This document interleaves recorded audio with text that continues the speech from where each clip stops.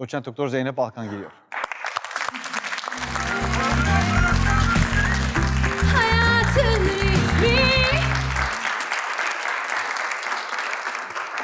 Merhaba, hoş geldiniz. Hoş bulduk. Neden horluyoruz? Niye horluyoruz? Horlama esasında toplumun %45'inde görülüyor. Çok yaygın. Sadece hani duydum içeriden, sadece sen horlamıyorsun. Ben de horluyorum. Çocuklar da horluyor. Menopozdan sonra kadınların çoğu da horluyor. Yorgun olan bir sürü insan horluyor. Ama horlamanın sebebi dar boşluklardan geçen havanın yumuşak dokuları vakumlaması ve o sırada ortaya çıkan gürültü esasında. Horlama farklı bir tanım ama bize esas korkutan, horluyorsun ama apnen var mı? Sırt üstü yatarken nasıl oluyor? Sırt üstü yattığımız zaman dil kökü gırtlağın üstüne doğru, geriye doğru çöküyor ve yumuşak damakta yukarıdaki burun arkasındaki bölgede kollaps dediğimiz birbirine doğru yaklaşıyor. Böylece horlama daha çok artıyor. Ama yan döndüğümüzde dil öne doğru çok sarktığı için en azından dil kökü açılmış oluyor ve kısmi bir hava yolu sağlamış oluyoruz. Peki horlamak için böyle burun bantları kullananlar var, buruna böyle plastik bir şeyler takanlar var, bir sürü alet kullananlar var. Bunlar gerçekten etkili değil o zaman. Madem oradaki kas yapılar yumuşak dokuyla falan alakalı. Esasında onlar etkili. Eğer burunda sorun varsa, nefes almada, özellikle burun kanatlarında sorun varsa, burun kanatlarını yana açan o bantların bir kısmi etkisi var. Ama burun horlama işinin sadece %10-15 arasında bir etkisi var. Herkes burun tıkanıklığım var, horlamanın sebebi o zannediyor ama esas sorun burnun arkasından başlıyor. Yani burunun %20'den fazla bu işte etkisi yok. Etkisiz eleman ama burnumuz tıkandığı zaman, nezle olduğumuz zaman, grip olduğumuz zaman ya da alerjik bir mevsime giriyoruz şimdi. Hepimizin burnu şişecek, alerjik olanlarımızın. Bu sefer ne yapıyoruz burnumuz tıkalı olduğu zaman? Ağzımızı açıyoruz. Ağzımızı açtığımız zaman dili tutan tek kemik, mandibula dediğimiz çene kemiğimiz. Bunu açtığımız zaman dil bakın geriye doğru 2 santimetre gidiyor. Evet. Böyle olunca dil biraz daha geriye kaçıyor. Daha sonra burun tıkalı diye daha kuvvetli bir vakumla nefes almaya çalışıyoruz yaparak. Bu da hızlı geçen, bu Venturi kanunu, fizik kanunu, dar alanlardan geçen hava hızlanır. Duştaki perde gibi nasıl suyu tazikli açarsak duş perdesi çökerse, daha çok duşun içerisine doğru gelirse, hava da daha hızlı geçmek için, daha fazla oradan akımını arttırmak için daha fazla vakumluyor ve horlama başlıyor. Damak, daha sonra dil kökü ve gırtlağımız. 4 tane seviye var horlamada. Mesela hanımefendinin acaba horlaması neden başlamıştır? Horlamanız var herhalde değil mi? Evet var. Şimdi horlama, bir magazinde bir şey okumuştum. Guinness Rekorlar kitabında 85 desibele kadar horlayan hasta varmış. 85 desibel yolda beton kırma makinesinin sesine eşdeğer bir ses. Yani esasında horlama sizin değil, ailenizin hastalığı. Çünkü horlayanların eşleri de gün uyku sırasında 1 ile 2 saat arasında uyumuyorlarmış. Yani hatta böyle yataklarını ayıran, odalarını ayıran çiftler de oluyor horlama yüzünden. Bizde henüz o yok ama yastıkla bir gün boğulacağımı hissediyorum. Evet yani... Peki horlama o yüzden sadece sizin sorunuz değil anladığım kadarıyla. Eşimin de var aşırı derecede. Onun da oluyor da o kendisi erken uyuyordu. Şu aralar geç uyuduğu için beni fark etti herhalde. Evet, sizi fark etti. Ediyor bu ara. Fark etmez olayı diyorsun. Esasında fark edilmek güzel bir şey. Muayene edebilir ama miyiz? böyle fark edilmek güzel bir şey değil herhalde. Tabii ki buyurun. Muayeneyle anlaşılıyor mu bu arada horlama potansiyeli? Şimdi ben sadece yanında gelen aletlerine sadece burun ve ağız bölgesine bakacağım. Gırtlak ve genize bakamayacağım. Flexible aletim olmadığı için ama daha hiç muayene etmeden isminizi alabilir miyim? Reyhan. Reyhan Hanım'ın zaten küçük bir çenesi var. Şimdi bu yumuşak dokuları iskelet sistemin içerisine koyduk diye düşünelim. Şimdi gıdı dediğimiz bölgesi biraz daha sarkık, daha görünüyor.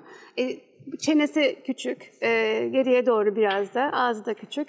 Burun ön tarafında da, burun ucunda da hafif bir çökmesi var.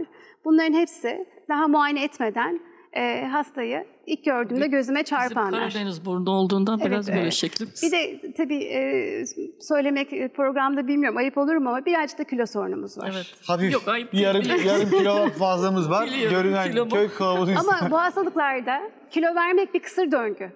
Çünkü uykuda uyumadığınız zaman, vücut tam derin uykuya girmediği zaman, yüzeyli uykuda birden uyandığınız zaman vücut şey diyor, bir stres var, kıtlık mı var acaba, ben niye uyandırıldım diyor.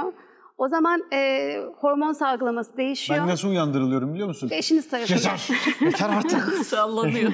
Yani vücudun kilo vermesindeki kısır döngünün sebebi de esasında horlamaya yol açıyor. Şişmanlıyorsunuz, horluyorsunuz ama kilo veremiyorsunuz. Çünkü hastanız tedavi olmadığı zaman bunu yenmeniz çok zor. Evet. Biraz bu aralar Peki öyle spor yapıyor Bu şikayetçi arada musun? var. kendisi çok seviyoruz yani. Yani, Şimdi izleyen- eskiden çok yaptım, bıraktım. Menopoz falan hepsi ekledi. Şu an başladım. Yavaş yavaş evde yapıyorum spor Menopozdan hareketler. sonra bu sorununuz daha çok arttı mı? Evet. Reyhan Hanım. Evet. Şimdi erkeklerin %24'ü esasında horluyor. Kadınların biraz daha azı, %10 civarı ama menopozdan sonra bu oranlar artıyor. Şimdi en azından şu dışarıdan gördüğüm burnunuza bir bakalım. Burnunda herhangi bir sorun var mı diye. Normalde burnunuzdan nefes almanızda sorun var mı? Hissettiğiniz. Sorunu şöyle, çok çabuk burnum akıntısı oluyor. Soğuk sularda hafif böyle üşüdüğüm zaman. Sulu bir akıntı değil mi? Sulu bir akıntı. Peki.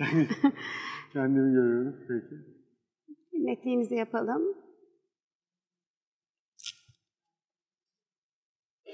Bir sprey sıkmadan burnun doğal halini görmeye çalışıyorum. Şimdi burnun girişindeki işte o kanat takılıyor ya, kanatları yana doğru açmak için, şu hareketi yapmak için. Islak burun. Sümük Burunda var. sulu bir akıntı var. Bu alerjik veya Alerjik bir akıntı bu. Evet, Beyaz yani alerjik bir sulu. akıntı, sulu bir Hatırlıyor musunuz? akıntımız var. Alerjik akıntıda ne göstermiştik? Böyle şeffaf, jölemsi bir şeydi. Aynen onu görüyoruz şu anda. bir de hani kanatta sorun olduğunda bakın, çadırın kanatları böyle çöküyor. İşte kullandığımız apareylarda burayı açmaya yönelik, hani akşamları takılan. Bu bantı takıyorsunuz böyle buradan. İşte bu kanadı böyle açıyor. böyle çökmesini engelleyip yana doğru açıyor. Şimdi geriye doğru gitmeye çalışacağım. Yani burun boşluğu dar zaten. Bakın arkada kemik eğriğimizi gördük. Etle temas halinde bir kemik eğriğimiz var. Sivri tarzı, spin tarzında. Sol tarafta zaten tıkalı bir burun boşluğumuz var. Sağ tarafa bakalım. Sağ tarafta tabii kemik eğriliği sola doğru olduğu için arkaya doğru gidebildim. Esas horlamanın başladığı bölgenin başı burası. Yumuşak damak ve nazofarenks'in arkasındaki kapak. Burası neredeyiz şu anda? Biz şu an burnun arkasındaki nazofarenks dediğimiz geniz bölgesindeyiz. Bir iyi der misiniz? İyi. İşte akşamda horladığınızda bir yapar mısınız? Bak bir daha yapın. Evet. Bu bölge bir daha iyi deyin. İyi. Bu bölgenin kapağı işte geriye doğru yattığımızda kapanan. O kapak düşüyor geriye. Evet, yumuşak damağın geriye doğru kaçması ve dilin geriye kaçmasıyla bu bölge daralıyor. Şimdi bir de ağız yapısı önemli. Bademciklerin boyutu, dilin boyutu. Hiçbir şey sokmadan normalde muayene ettiğimizde bir ağzımızı açar mıyız? Bakın bademcikleri falan görünmüyor. Sadece dilimizi görüyoruz. A diyelim lütfen. Aa. Küçük dilimiz. Bakın o küçük dilin ucu. Dili mi büyük yani? Dilin değil de dilin arkasındaki pilika dediğimiz, dilin bademciklerin oturduğu bölge şu pilikaları geniş, kalın ve dili büyük. Dil büyük olduğu zaman işte şu boşluk, şu ağız boşluğunun dar olduğunu görüyoruz bu hastada. Normal insanlarda yani grade 1 horlaması olanlarda böyle görünmesi lazım. Evet. Ağız boşluğunuzdaki o azalma sebebiyet veriyor. Başka horlayan var mı? Herkes, sadece siz horluyor musunuz? Bir de küçük dil neden etkilidir? Veya küçük dil hakikaten ne fonksiyonu var? Bu biraz uzun olunca veya horlama tedavisini kesiyorlarmış filan. Esasında küçük dil kesme ameliyatları terk edildi. Çünkü küçük dilin ağzın içerisinde bazı görevleri var. Ağzı nemlendirmek, tükrüğü toplamak gibi. Dilin geriye düşmesini engelleyecek bir şey var mı? Bazı ağız içi apareyleri var. Özellikle çenesi küçük olanlarda çeneyi öne doğru alan, dili öne doğru alan cihazlarımız var. Ya da çok küçük kemiği olanlarda, geriye doğru olanlarda kemik uzatma ameliyatları var. Ya da yine gırtlak sorunu olanlarda gırtlak kıkırdaklarını birbirine yaklaştıran ve amaç gırtlak bölgesinin hacmini arttırmak için olan ameliyatlar var. Dil ameliyatları da var. Dilin hacminin azaltılması. boyna delik açılması da bu ameliyatların içerisinde. Ama bunların hepsi, yani dil kökü ve dil çevresi ameliyatları biraz zahmetli ve ağrılı ameliyatlar.